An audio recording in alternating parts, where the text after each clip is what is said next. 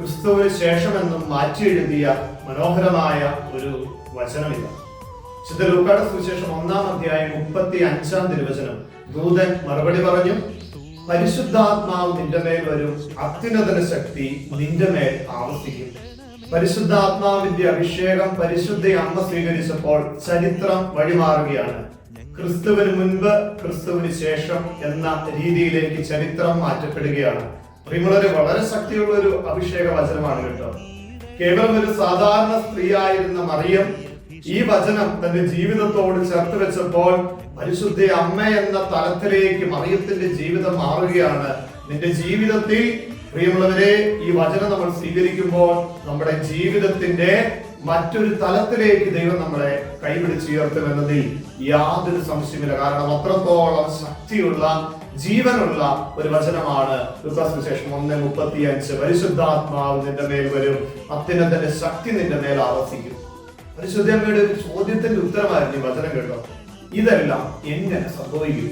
പ്രിയമുള്ളവരെ, നമ്മുടെ ഈ മനസ്സിൽ ഒത്തിരി അധികം ആകുലതകൾ നിറയ്ക്കുന്ന ഒരു ചോദ്യം, എന്റെ ജീവിതത്തിന്റെ മുന്നോട്ടുള്ള വഴി ഇതെല്ലാം എങ്ങനെ നടക്കും? ഭവനത്തിന്റെ സാമ്പത്തിക പ്രതികൂല സാഹചര്യങ്ങൾ എങ്ങനെ മാറും? മക്കളെ കുറിച്ചുള്ള ഭാവിയെ കുറിച്ചുള്ള ആകുലതകൾ എന്തെല്ലാം എങ്ങനെ സംഭവിക്കും? ഇതെല്ലാം എങ്ങനെ സംഭവിക്കും? അപ്പോൾ ഇപ്രകാരം നമ്മുടെ മനസ്സിന് ഉത്തരമില്ലാത്ത ചോദ്യങ്ങളുടെ മുൻപിൽ നമ്മൾ നിൽക്കുമ്പോൾ പരിശുദ്ധ അമ്മയെ ശക്തിപ്പെടുത്തിയ ഈ ലോകത്തിന് രക്ഷകനെ പകർന്നു നൽകുവാൻ പാകത്തിന് പരിശുദ്ധ അമ്മ സ്വീകരിച്ച ഒരു വചനമിതാ നമ്മുടെ ജീവിതത്തെ അടിമുടി മാറ്റുന്ന വചനമിതാ. നിന്റെ ജീവിത പ്രതിസന്ധി ഏതാണെങ്കിലും അതിനെ മാറ്റി എഴുതി നിന്റെ ജീവിതത്തിന് തന്നെ പുതിയൊരു ചരിത്രം കുറിക്കുന്ന പുത്തൻ അഭിഷേകത്തിലേക്ക് നയിക്കുന്ന അഭിഷേക വചനം ഈ ആത്മാഭിഷേകം ശുശ്രൂഷയിലൂടെ ദൈവം നമുക്ക് പകർന്നു നൽകുകയാണ്. ലൂക്ക 1:35. പരിശുദ്ധാത്മാവ് നിന്റെ മേൽ വരും, അത്യുന്നതന്റെ ശക്തി നിന്റെ മേൽ ആവസിക്കും. ഈ വചനം നമ്മിൽ മാംസം ധരിക്കുവാനായി നമുക്ക് പ്രാർത്ഥിക്കാം. നമ്മുടെ പ്രാർത്ഥനകളെ, യാചനകളെ ദിവികാരണീശോടെ സന്നിധിയോട് നമുക്കൊന്ന് ചേർത്ത് വെക്കാം. ഈശോ നമ്മളെല്ലാവരെയും അനുഗ്രഹിക്കും. പരിശുദ്ധ പരമദിവ്യ കാരുണ്യത്തിന്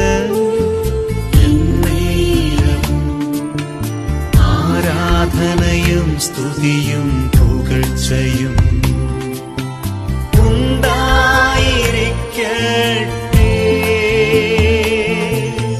പരിശുദ്ധ പരമദിവ്യ കാരുണ്യത്തിന് നേരവും ആരാധനയും സ്തുതിയും